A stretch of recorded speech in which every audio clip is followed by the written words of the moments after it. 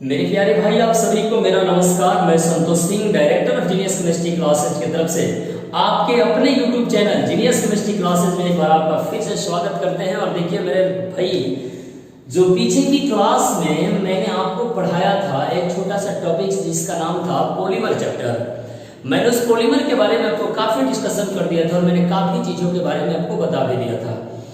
देखिए, जैसे कि बीच में थोड़ी सी सेहत अच्छी नहीं होने की वजह से मैंने आपको वीडियो रेगुलर नहीं दे पाया, तो फिर उसके आगे के दूसरा लेक्चर आज मैं लेकर आया हूँ।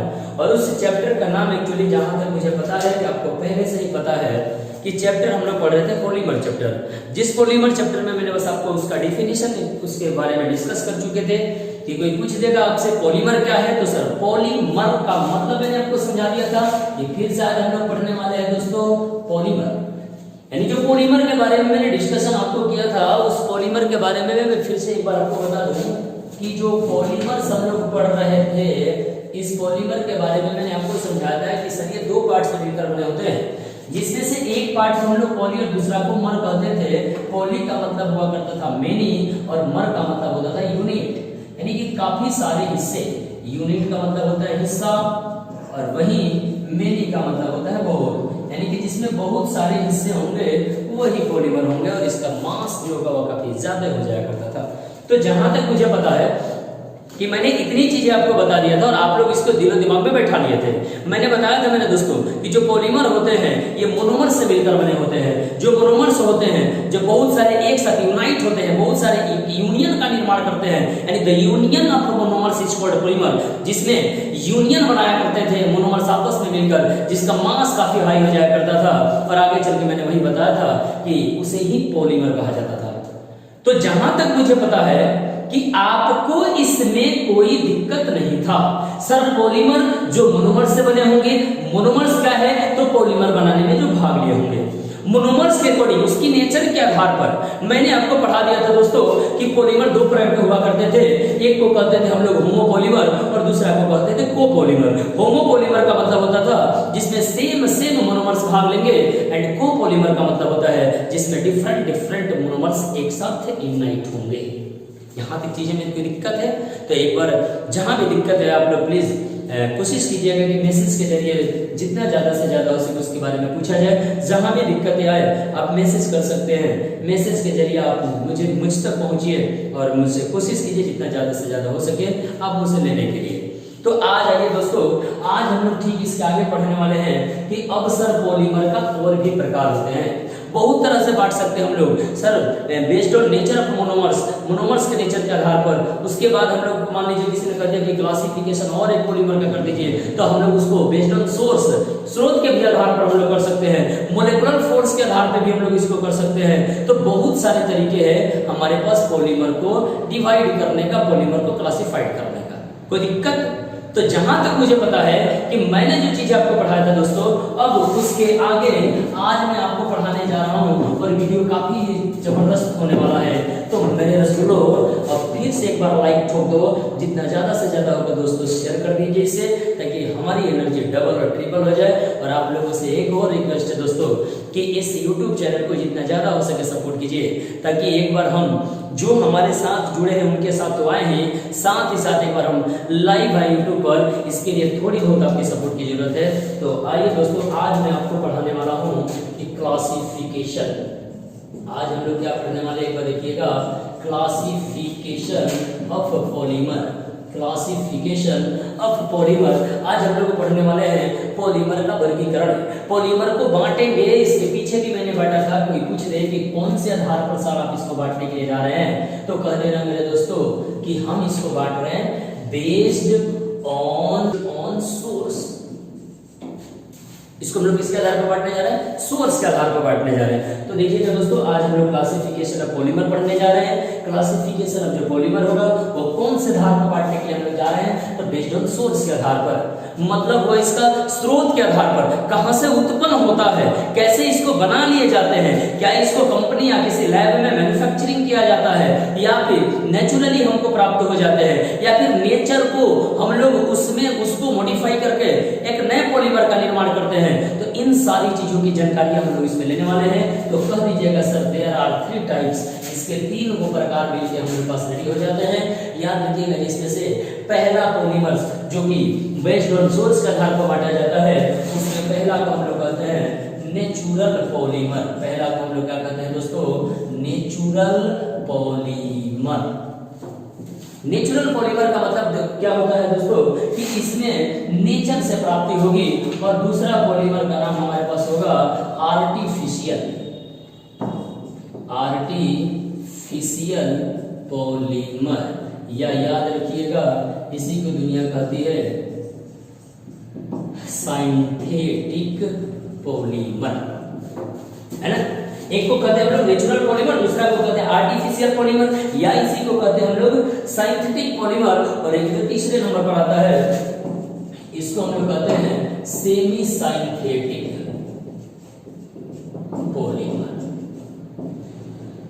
सेमी साइंथेटिक पॉलीमर मतलब मेरे पास classification of polymer based on source के आधार पर इसको 3 भागों में बांटा गया है। एक को कहते हैं नेचुरल पॉलीमर, एक को कहते हैं आर्टिफिशियल पॉलीमर, उसी को दुनिया ने अपने से मैन्युफैक्चरिंग किया है, यानी कि मैन मेड होता है, इंसानों ने बनाया है, इसीलिए इसको कहते हैं हम लोग सिंथेटिक पॉलीमर। इसको हिंदी में हम लोग कहते हैं संश्लेषित बहुलक। हिंदी में क्या कहेंगे? संश्लेषित, मैन्युफैक्चरिंग किया गया होगा। और वही तीसरा का आपका नाम है सेमी साइंथेटिक पॉलीमर। सेमी के मतलब ही होता है कि सर पूर्ण रूप से मैनमेड नहीं होगा, सर पूर्ण रूप से नेचुरली नहीं होगा, मतलब इसमें दोनों का योगदान लगा होगा। तो देखिए ये 3 प्रकार के होते हैं, नेचुरल पॉलीमर, आर्टिफिशियल पॉलीमर और उसके बाद आपका सेमी सिंथेटिक पॉलीमर, या इसी को कहते हैं हम लोग सिंथेटिक पॉलीमर। बोलिए यहाँ तो कोई दिक्कत है? अगर आप इतना है तो आप लोग इसको स्क्रीनशॉट ले लीजिए दोस्तों, ताकि हम आगे की चीजों को आपको बारी-बारी से एक-एक करके डील कर पाए। यहाँ तक कोई दिक्कतें नहीं आनी चाहिए। जैसे भी आपके पास दिक्कतें आए दोस्तों एक बार जरूर मुझे बताइएगा कि सर हमें यहाँ दिक्कतें आ रही है, ताकि हम कोशिश करें उस पर अधिक से अधिक कार्य करने की। जितने ज्यादा हो सके मुझसे वर्क आप लोग ले सकते हैं, लेकिन बस एक ही ऑप्शन होगा आपके पास कि उसके लिए आपको मेहनत करना होगा, दिल जान लगाकर मेहनत करना होगा। अगर हम ज़हन से आपको पढ़ा रहे हैं तो ज़हन तक जाने के लिए आपको भी मेहनत करना होगा कि सर उसको हमको लेना है। मैं 100% एफर्ट लगा दूंगा दोस्तों तुम लोगों पर, लेकिन बस एक चीज होनी चाहिए, आपको बुझानी चाहिए। देखिए बहुत सारे लोग ऐसे भी होंगे जो इनकी हिंदी पूछ रहे होंगे, तो सुनिएगा दोस्तों, नेचुरल पॉलीमर को हिंदी में कहते हैं प्राकृतिक बहुलक, वहीं आर्टिफिशियल पॉलीमर या साइंथेटिक पॉलीमर को हम लोग कहते हैं हिंदी में संश्लेषित बहुलक। संश्लेषित का मतलब होता है जिसको बनाया जाएगा, मतलब ये हम कह सकते हैं सही मैन मेड होगा, इंसानों के द्वारा बनाया जाएगा। सेमी सिंथेटिक पॉलीमर को हिंदी में कहते हैं अर्ध संश्लेषित बहुलक। अब देखिएगा हम बारी बारी से सबके बारे में आपको बता रहे हैं, इसको कोशिश कीजिएगा दोस्तों कि कॉपी में नोट कर लिया जाए, क्योंकि पूरी पॉलीमर चैप्टर, पूरे बायोमोलिक्यूल चैप्टर और पूरी मेडिसिन, केमिस्ट्री, एवरीडे लाइफ, दैनिक जीवन में जो केमिस्ट्री के बारे में हम आपको बताने जा रहे हैं, चला आप कहीं भी पढ़े होंगे, लेकिन एक बार भरोसा रखना जैसा हम पढ़ाएंगे वैसा आपके जहन तक चला जाएगा, कोई नहीं बताया होगा, आपके अपने ही शब्दों में मैं आपको पढ़ाने जा रहा हूँ। देखिएगा सबसे पहला हम लोग हेडिंग लगा लिए नेचुरल पॉलीमर। सबसे पहला हमारे पास का है नेचुरल पॉलीमर। सर ये नेचुरल पॉलीमर क्या होते हैं, ये प्राकृतिक बहुलक क्या होते हैं? प्राकृतिक बहुलक का मतलब से ही पता चल रहा है कि सर वैसे पॉलीमर जो नेचर से प्राप्त होंगे, जो नेचुरली हमें प्राप्त मिल जाएंगे, मतलब नेचुरली हमको जो मिलेगा वह हमारा नेचुरल पॉलीमर होगा। अब नेचुरली क्या क्या चीजें मिल सकती है उसके बारे में हम डिस्कस करेंगे, लेकिन इसका डिफिनीशन अगर मैं बोलूं, अगर आप लिखने में सक्षम हो तो ऐसे लिखिएगा कि सर वैसे पॉलीमर जो नेचुरली प्राप्त हो जाते हैं। नेचुरली प्राप्त होने का मतलब होता है दोस्तों या तो प्लांट से प्राप्त होंगे या फिर एनिमल से प्राप्त होंगे, या तो जीव जंतुओं से प्राप्त होंगे या फिर पेड़ पौधों से प्राप्त होंगे। तो वैसे पॉलीमर जो जीव जंतु तथा पेड़ पौधों से प्राप्त हो जाते हैं, कह दीजिएगा दोस्तों कि उसको ही हम लोग कहते हैं नेचुरल पॉलीमर। कोई दिक्कत है? वैसे पॉलीमर जो नेचुरली प्राप्त होते हैं अर्थात प्लांट से, एनिमल से प्राप्त कर लिए जाते हैं, उसको ही हम लोग कहते हैं नेचुरल पॉलीमर। अब नेचुरल पॉलीमर में कुछ एग्जांपल्स आपको दिखा दे रहे हैं, जिसके बारे में आपको थोड़ा सा याद रखना होगा दोस्तों कि कब इसको नेचुरली कहेंगे, कब आर्टिफिशियली कहेंगे। समझिएगा एक चीज मैं आपको लिख रहा हूँ। किसी ने अगर आपको एग्जाम्पल में कह दिया कि देखो मेरे भाई मैंने क्वेश्चन लिया CH2 डबल बॉन्ड CH नीचे CH3 सामने CH फिर डबल बॉन्ड फिर CH2 और कह रहा है दोस्तों कि इसका पॉलीमराइजेशन कराओ। मतलब इसका हम क्या कराने जा रहे हैं दोस्तों, पॉलीमराइजेशन। पॉलीमराइजेशन का मतलब होता है सर एक साथ यूनाइट कर दीजिए, इसकी मात्रा ज्यादा से ज्यादा लीजिए, संख्या ज्यादा से ज्यादा लीजिए और ज्यादा से ज्यादा लेकर जब एक साथ मिलेगा दोस्तों तो भी तो पॉलीमर बनकर भी हो जाएगा। एक्चुअली ये है क्या, मैं आपको बता दूं कि सबसे पहला हम लोगों का काम क्या होता है, नेमिंग देने के क्षेत्र में। अगर आप लोगों को नेमिंग देने में दोस्तों दिक्कत होती है तो आप मेरे पीछे की वीडियो जाइए, आपको पूरी की पूरी नेमिंग मिल जाएंगे। नाम देने के तौर तरीके इतने ज्यादा उसमें बता दिए गए हैं कि दुनिया का कोई नोमेनक्लेचर आपसे छूट नहीं सकता है सिवाय मेडिसिन के नोमेनक्लेचर को छोड़कर, क्योंकि उन लोगों के नेमिंग देने के तौर तरीके थोड़े अलग होते हैं। उसमें कॉमन नेम का जिक्र ज्यादा होता है, IUPAC नेम का जिक्र बहुत कम कर दिया जाता है। तो देखिएगा दोस्तों जो मैंने क्वेश्चन लिया है CH2 डबल बॉन्ड CH, नीचे CH3 single bond CH double bond CH2। इसका अगर नेमिंग करें तो सबसे पहला काम होता है take the longest continuous chain of carbon atom. एक कार्बन की लंबी चेन बनाते हैं एंड नंबरिंग उधर से करते हैं जिधर से डबल बॉन्ड को कम से कम नंबर मिले। इधर से भी करेंगे डबल बॉन्ड तो एक पोजीशन को ले रहा है, इधर से भी डबल बॉन्ड अगर एक पोजीशन को ले रहा है तो दोस्तों दोनों तरफ से यदि डबल बॉन्ड का पोजीशन सेम आता है तो उस नंबरिंग को सही माना जाता है जिधर से सब्स्टिट्यूएंट बोले तो साइड चेन जुड़े होते हैं और उसको कम नंबर मिला होता है। इधर साइड तो 1 2 पोजीशन पर जुड़ा है, इधर से 1 2 3 पोजीशन पे जुड़ा है। मतलब जहां तक मुझे पता है कि क्या इसका हम लोग नेमिंग करें तो इधर से हम लोग नंबरिंग करेंगे इसका। अब देखेंगे कि दूसरे पोजीशन पर जुड़ा है CH3 तो दोस्तों इसका नाम होता है 2 पर जुड़ा है मेथवाइल, अर्थात इसको कहेंगे मिथाइल। 2 नंबर पर जुड़ा है 2 मिथाइल। अब देखिएगा ये टोटल कार्बन की जो अपने पेरेंट्स चेन बना रखा था जिसको हम लोग PC कहते हैं, इस पेरेंट्स चेन की संख्या 4 है जिसको हम लोग ब्यूट कहते हैं। यदि डबल बॉन्ड का पोजीशन यदि डबल बॉन्ड की संख्या नंबर ऑफ डबल बॉन्ड यदि 2 3 4 5 6 यानी 2 से ज्यादा आए या फिर 2 आए तो जो ब्यूट लिखते हैं इसको ब्यूटा में बदल देते हैं, यानी हो गया ब्यूटा। इसके बाद डबल बॉन्ड के पोजीशन को लिखते हैं, एक पोजीशन पर आया है, एक तीसरे पोजीशन पर आया है। तो जब एक नंबर पर आया, एक 3 नंबर पर आया तो पोजीशन को लिखेंगे 1,3 और एक्चुअली 2 बार आया है इसीलिए लिखेंगे डाई और डबल बॉन्ड आया है इसीलिए लिखेंगे इन। मैंने क्या लिखा देख लो दोस्तों एक बार कि 2 मिथाइल ब्यूटा 1,3 डाई इन और पूरी दुनिया इसकी कॉमन नेम के क्षेत्र में जानती है आइसोप्रीन। इसको कॉमन नेम के क्षेत्र में क्या कहा जाता है दोस्तों, आइसोप्रीन। और ये जो आइसोप्रीन होते हैं ना चला, इसका जब पॉलीमराइजेशन होता है तो जैसे ही ये लोग जाते हैं देखिएगा यदि चेन में डबल बॉन्ड की संख्या 2 आए तो क्या होता है दोस्तों, एक डबल बॉन्ड ब्रेक कर जाता है, टूट जाता है और दूसरा डबल बॉन्ड अपने जगह को इंटरचेंज कर लेता है, जगह को बदल देता है। तो देखिएगा मैं इस डबल बॉन्ड को तोड़ रहा हूं और इस डबल बॉन्ड को यहां पर लाकर रख रहा हूं। एक डबल बॉन्ड टूट गया, दूसरा डबल बॉन्ड अपने पोजीशन को चेंज किया तो जहां से टूटेगा एक बंधन इधर खाली करेगा, एक बंधन लास्ट में खाली करेगा। तो देखिएगा यहां पर एक बंधन खाली हो गया हुआ, उसके बाद वहां क्या था CH2 था, यहाँ डबल बॉन्ड था सिंगल बॉन्ड हो गया, फिर CH था और इस CH पर क्या जुड़ा था, CH3 जुड़ा था, फिर सामने सिंगल बॉन्ड था, ये डबल बॉन्ड यहाँ जा रहा है मतलब यहाँ डबल बॉन्ड आ गया, फिर सामने सिंगल यहाँ पर डबल बॉन्ड आ गया, ये CH बचा यहाँ पर, फिर सामने आपके पास बच गया कौन सा ग्रुप, CH2 ग्रुप और यहाँ पर एक बंधन खाली हो जाएगा। और जैसे ही बंधन खाली होगा इसकी वैल्यू कितनी आप लोग लेंगे तो जब इसका पॉलीमराइजेशन होगा तो n मोल लेते हैं और जब इसकी संख्या n लेंगे तो नाम इसका हो जाएगा, ये जितना पार्ट आप लोग देख रहे हैं इसका नाम हम लोग कह दे रहे हैं नेचुरल रबर। यानी जो आप लोग प्राकृतिक रबर देखे होंगे दोस्तों, प्राकृतिक रबर किससे बना होता है तो 2 मिथाइल ब्यूटा 1,3 डाइइन और उसी को हम लोग कहते हैं आइसोप्रीन और वही जब आपस में पॉलीमराइज होता है तो याद रखिएगा दोस्तों रेडी हो जाता है आपका प्राकृतिक रबर। बोलिए हाथ में दिक्कत है, कोई पूछेगा सर कितनी मात्रा n की लीजिएगा कि कितना ज्यादा n लीजिएगा ताकि जाके प्राकृतिक रबर बनेगा, तो लगभग याद रखिएगा 10,000 से 20,000 n की वैल्यू लेने पर एक रबर का निर्माण हो जाता है। क्या बोलिए दोस्तों यहाँ तक कोई दिक्कत है? प्राकृतिक बहुलक का पहला एग्जांपल ही प्राकृतिक रबर है। क्वेश्चन ये नहीं पूछा जाता है कि प्राकृतिक रबर किसका बहुलक है। दोस्तों तो नाम से ही पता चल रहा है प्राकृतिक रबर, लेकिन क्वेश्चन आपसे ये पूछ लिए जाते हैं कि बताइए प्राकृतिक रबर, नेचुरल रबर किसका बहुलक है, तो कह दीजिएगा आइसोप्रीन का बहुलक है। आइसोप्रीन बोले तो का, तो कहिएगा 2 मिथाइल ब्यूटा 1 का मतलब डाइईन को ही आइसोप्रीन कहा जाता है। आइसोप्रीन में 2 डबल बॉन्ड रहता है, चलिए याद रखिएगा, एक डबल बॉन्ड टूट जाता है, एक डबल बॉन्ड इंटरचेंज कर जाता है, दोनों तरफ एक वैलेंसी खाली हो जाती है। और इसी तरह से बहुत सारे एक पार्टिकल आइसोप्रीन में जुड़ते जाएंगे, तो इसका मास बढ़ते चला जाएगा और रेडी हो जाएगा आपका रबर। और रबर में कौन सा रबर, नेचुरल रबर। बोलिए हल की दिक्कत है। आइए मैं दूसरा उदाहरण आपको दिखाता हूँ।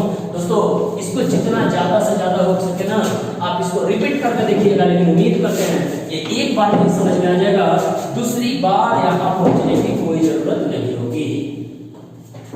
भारी है नहीं है तो आओ दूसरी उदाहरण को हम लोग आपको दिखा रहे हैं। देखिएगा दोस्तों, एक लड़का कह रहा है कि सर अगर मान लीजिए किसी ने मुझे दे दिया अल्फा, क्या यहाँ पर दिख रहा है दोस्तों, मैं थोड़ा नीचे लिखता हूँ,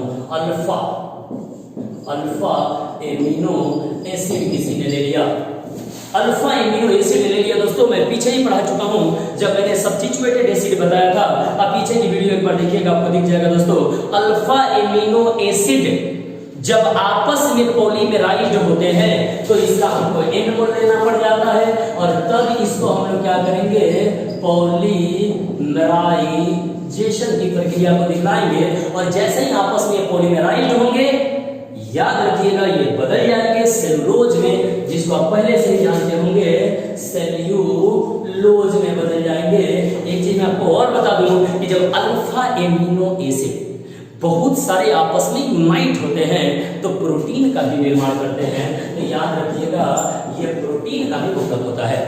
यानी प्रोटीन किसका बहुलक है, अल्फा एमिनो एसिड का। सेल्यूलोज किसका बहुलक है, अल्फा एमिनो एसिड का। बोलिए यहां तक कोई दिक्कत है आपके पास क्या, नहीं है ना। तो एक और चीज आपको बता रहे हैं दोस्तों, अगर किसी ने दे दिया अल्फा डी, क्या लिखेगा, देखिएगा अल्फा डी दिख रहा है सबको ना, अल्फा डी, और आप लोग ग्लूकोज के नाम सुने होंगे। जब अल्फा डी ग्लूकोज आपस में पॉलीमराइजेशन की प्रक्रिया दिखाता है, एन मोल ले लेते हैं इसका, तो याद रखिएगा ये पॉलीमराइज होकर स्टार्च बनाता है। पौधों के द्वारा बनाया गया भोजन आपको याद है ना, पौधे इसी रूप में अपने भोजन को करते हैं, या ग्लाइकोजेन,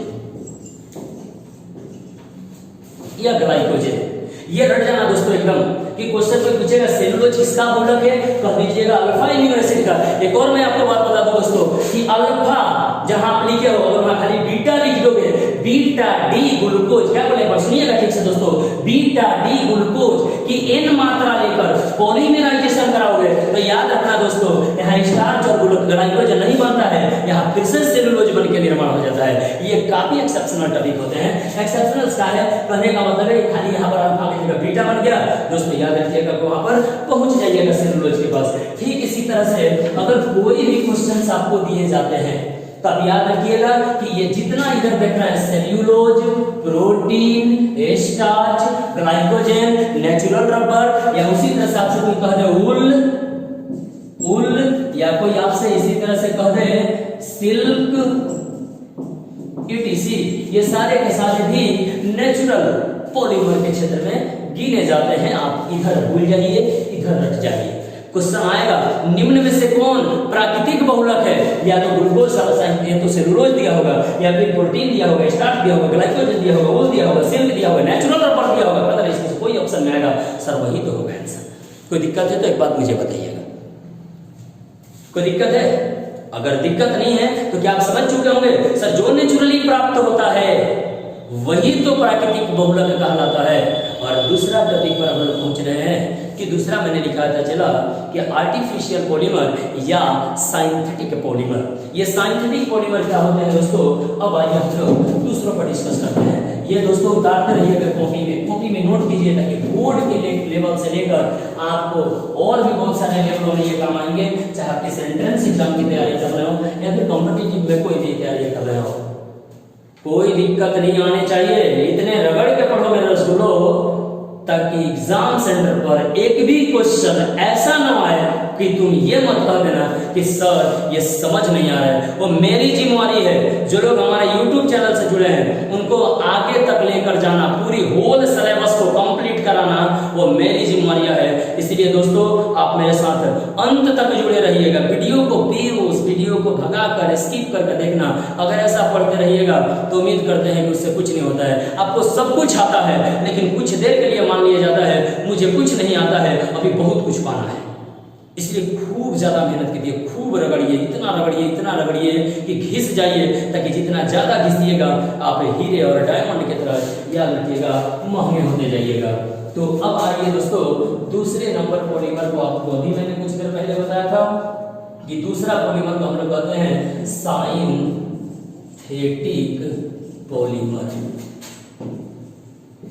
सिंथेटिक पॉलीमर, देखिए लिखावट में थोड़ी सी मैं फास्ट लिखता हूं, जिसकी वजह से शायद आपको दिक्कत आ रही होगी, लेकिन देख लीजिए दोस्तों मैंने लिखा SYNTHETICPOLYMER सिंथेटिक पॉलीमर। इसको हिंदी में कहेंगे संश्लेषित संश्लेषित बहुलक। क्या कहेंगे इसको हिंदी में? संश्लेषित बहुलक। ये आर्टिफिशियल पॉलीमर क्या होते हैं एक बार समझिए दोस्तों।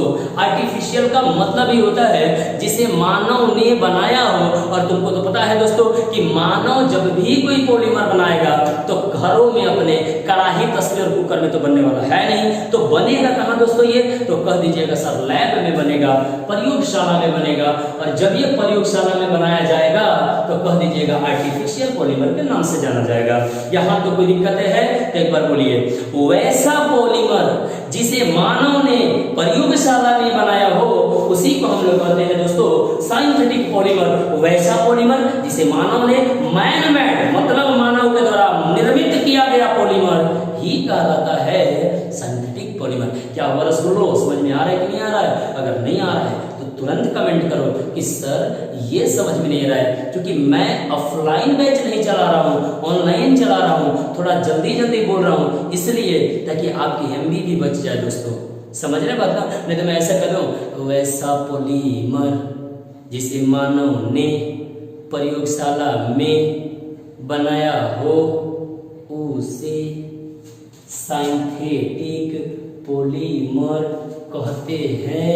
तो हो गए 1.5 घंटे में खत्म। ऐसे नीमन बा इतनी बढ़िया से समझावत नहीं तो सुनना, दिमाग में घुस जाई, कोनो कुछ दिक्कत नहीं हो बता दे आराम से। पर बुझलो तो बुझल सुनो, कोनो पूछ दी कि सिंथेटिक पॉलीमर के कहल जाला तो बाबू हमारा अपना भाषा में बोल दियो कि सर वैसा पॉलीमर जिसका निर्माण मानव ने प्रयोगशाला में किया हो सर उसी को कहते हैं सभी सिंथेटिक पॉलीमर। कोई दिक्कत है दोस्तों? अगर दिक्कत नहीं है दोस्तों ना तो एक बार आते हैं फिर से वापस एग्जाम्पल देखने के लिए कि सर कुछ एग्जाम्पल्स को बता दीजिए ना जो हमको लग जाए कि सिंथेटिक पॉलीमर का क्या है उदाहरण है। आइए उदाहरण से आपको दिखलाते हैं। अगर किसी ने आपसे कह दिया कि सर मेरे पास कुछ भी नहीं दिख रहा है, तो सर मेरे पास एक आर्टिफिशियल तरीके से कुछ नहीं दिख, ठीक है? तो अब दोस्तों आते हैं हम इसके उदाहरण के चित्र में, इसके एग्जांपल्स देते हैं कि कौन कौन सा सर पॉलीमर है जिसको मानव ने लैब में प्रयोगशाला में बनाकर आपको दिया होगा दोस्तों। तो इसका उदाहरण देखिएगा सिंथेटिक पॉलीमर का। दोस्त आप लोग सुने होंगे नायलॉन 6 का नाम सुने होंगे। यह 6 किसको बताता है? मोनोमर्स को बताता है दोस्तों, नंबर ऑफ पार्टिकल्स को बताता है। नायलॉन 6 किसी ने आपसे कह दिया नहीं सर नायलॉन 6,6 मैंने पीछे की क्लासेस में आपको बताया, पर ठीक से पीछे वाला वीडियो एक बार देख लीजिएगा दोस्तों। नायलॉन 6,6 का मतलब क्या होता था? सर जब हेक्सामेथाइलिन डाइएमीन आपस में एडिपिक एसिड से मिलता है, जल का अणु बाहर निकल जाते हैं और दोनों चिपक जाता है, सर बनकर रेडी हो जाता है नायलॉन 6। दोस्त पीछे की ही वीडियो में आपको मिलेगा, मैं हानि के नाम देखिएगा, पॉलीइथीन। क्या लिखे दोस्तों? पॉलीइथीन। तो जो पॉलीथीन होता है ना दोस्तों, इसे भी मानव ने ही तो बनाया है। आप नाम सुनिएगा, पीवीसी पॉलीविनाइल क्लोराइड पाइप अपने घर में आता है, नल जल योजना में जो पाइप बाहर आता है दोस्तों, वो आप नल को पानी से जमीन के स्तरों से, जमीन के निचले स्तर से अंडरग्राउंड वाटर को बाहर निकालते हैं। तो जिस पाइप के द्वारा आप निकालते हैं दोस्तों वो पाइप पीवीसी का बना होता है। तो याद रखिएगा ये भी एक सिंथेटिक पॉलीमर है। इसके साथ साथ आप लोग याद रखिएगा कि बुना एन ये काफी महत्वपूर्ण उदाहरण है, और इसी का एक और भाई है बुना एस। ये दोनों के दोनों याद रखिएगा आर्टिफिशियल पॉलीमर में आएंगे, क्योंकि दोनों के ही मानव ने बना दिया। ये याद रखिएगा, इसको आर्टिफिशियल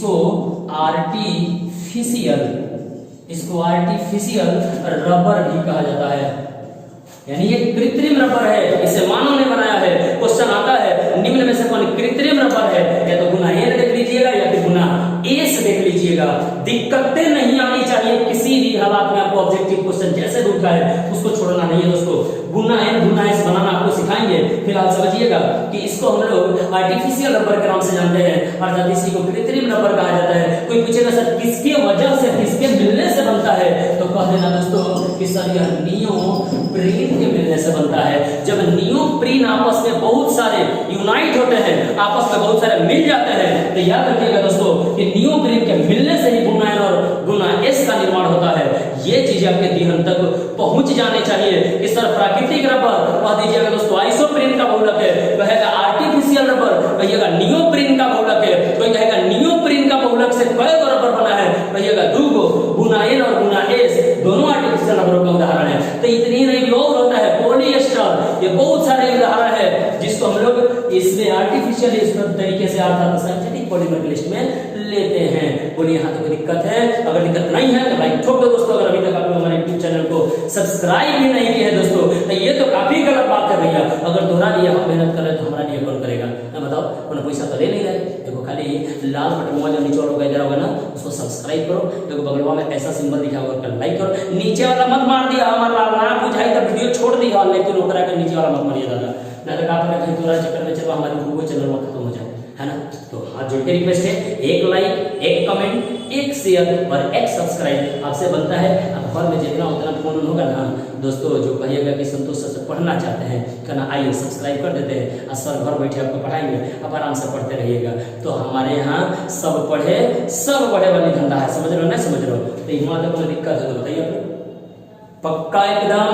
तो तीसरा पॉलीमर को तो अभी आप लोग कुछ देर पहले ही नाम सुन लिए थे कि सर एक ही तो और पॉलीमर इस प्रकार का बन चुका है, और उस पॉलीमर को हम लोग क्या कहते हैं दोस्तों कि खाली इसमें सेमी जोड़ देना था।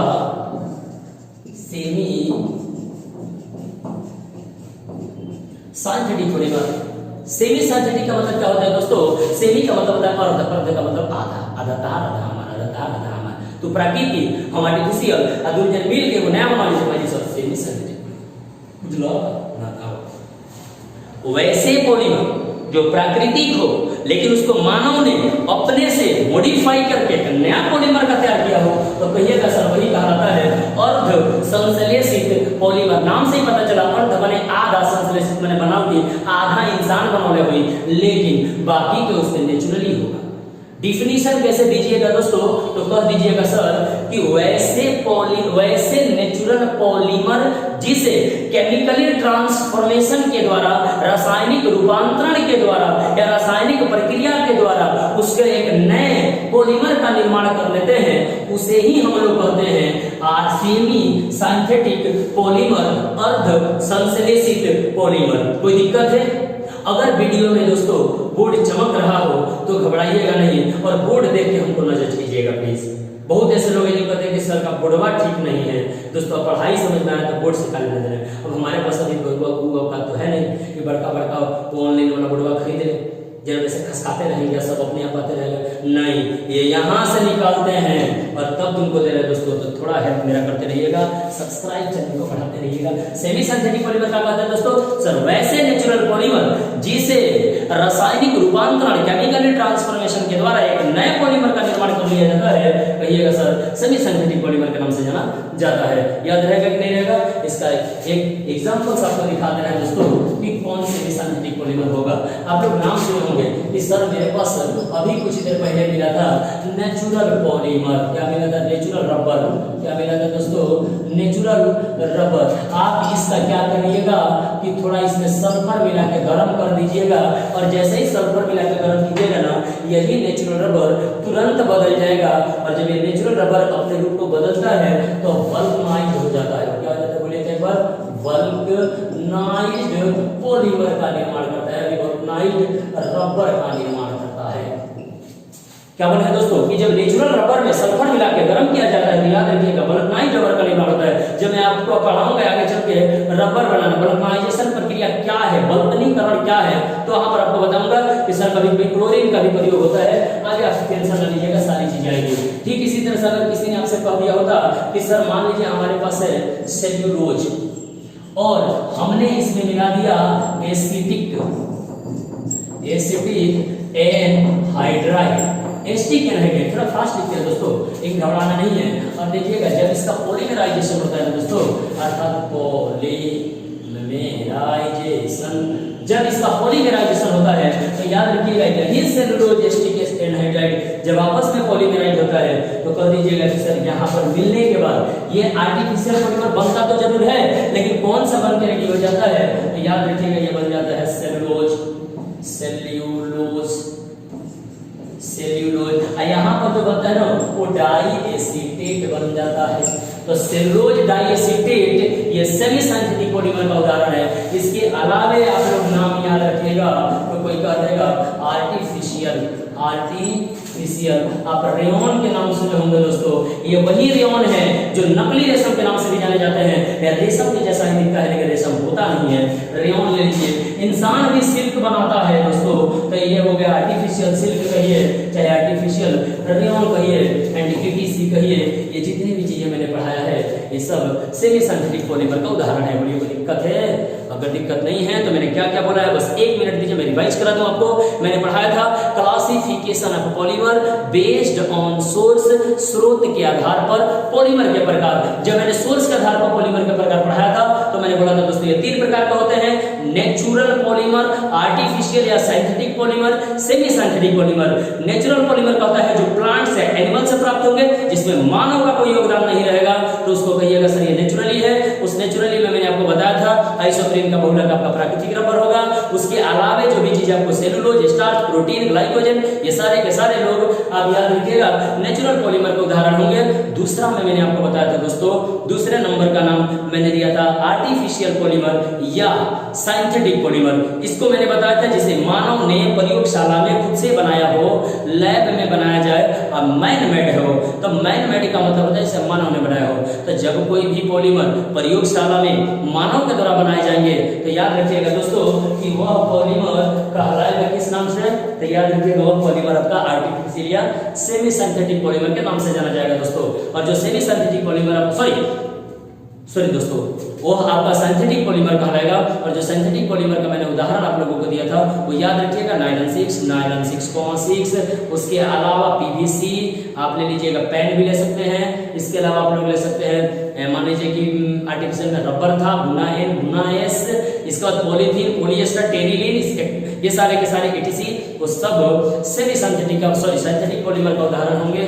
और तीसरा है आपके पास सेमी सिंथेटिक पॉलीमर। और सेमी सिंथेटिक पॉलीमर कहता है कि सर नेचुरली कोई भी पॉलीमर हो, उस पॉलीमर को केमिकली फॉर्म करके केमिकली हम लोग बनाएंगे या फिर केमिकली ट्रांसफॉर्मेशन करेंगे, उसका बदलाव करेंगे, उसको रूपांतरण कर देंगे, तो कह दीजिएगा वहां से जो पॉलीमर बनेगा दोस्तों उस पॉलीमर का नाम हम लोग देंगे कि वही पॉलीमर कहलाएगा आपका सेमी सिंथेटिक पॉलीमर। जो सेमी सिंथेटिक पॉलीमर होगा उसको मैंने दिखा दिया कि जब नेचुरल रबर में सल्फर को मिलाकर गर्म कर देते हैं, वल्कनाइज्ड रबर का निर्माण करता है दोस्तों, ये सेमी सिंथेटिक है क्योंकि ये नेचुरल था, हमने सल्फर मिला के गरमाया है। ठीक इसी तरह से सेलुलोज प्लस एसिटिक एनहाइड्राइड आपस में कंपोज होते हैं, आपस में मिलते हैं, पॉलीमराइज होते हैं, तो वह एक नया पॉलीमर बनाते हैं जिसका नाम होता है सेलुलोज डाई एसीटेट। और इसी तरह से तीसरा मैंने नीचे लिखा है artificial rayon, artificial silk, etc, ये सभी के सभी आर्टिफिशियल सेमी सिंथेटिक पॉलीमर के नाम से जाने जाते हैं। तो क्या हुआ दोस्तों, क्या आप लोग मुझे बता सकते हैं कि क्या इतना में किसी को दिक्कत है दोस्तों? अगर दिक्कत नहीं हो, अगर थोड़ा भी आपकी ये बात जहन में जाए कि मेरे भाई अगर मुझे समझाने में ये सक्षम है और मेरे चैनल पर अगर आप जुड़ना चाहे तो चैनल को सब्सक्राइब कर दीजिए, चैनल को शेयर कर दीजिए, लाइक और कमेंट कर दीजिए। बस यही एक हाथ जोड़ के रिक्वेस्ट है, बाकी तो हम तो हिले हैं।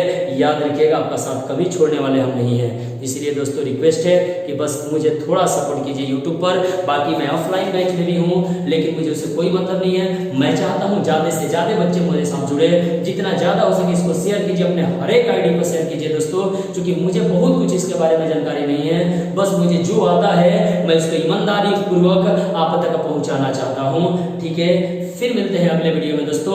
और फिर एक बार जाते जाते आपसे कहेंगे दोस्तों कि पढ़ाई एक ऐसा चीज है, एक शेरनी का ऐसा दूध है, जो पिएगा वही दहाड़ेगा। इसीलिए पढ़ाई कीजिए, पढ़ाई से दूर नहीं होना है, लोगों की नेगेटिविटी को अंदर तक नहीं पहुंचाना है। लोग आपके बारे में क्या सोचते हैं छोड़ दीजिए उसको। यह दुनिया है चला, तुम कितने भी अच्छे कर्मों को कर लो, दुनिया आपको बुरा मान ही लेगी।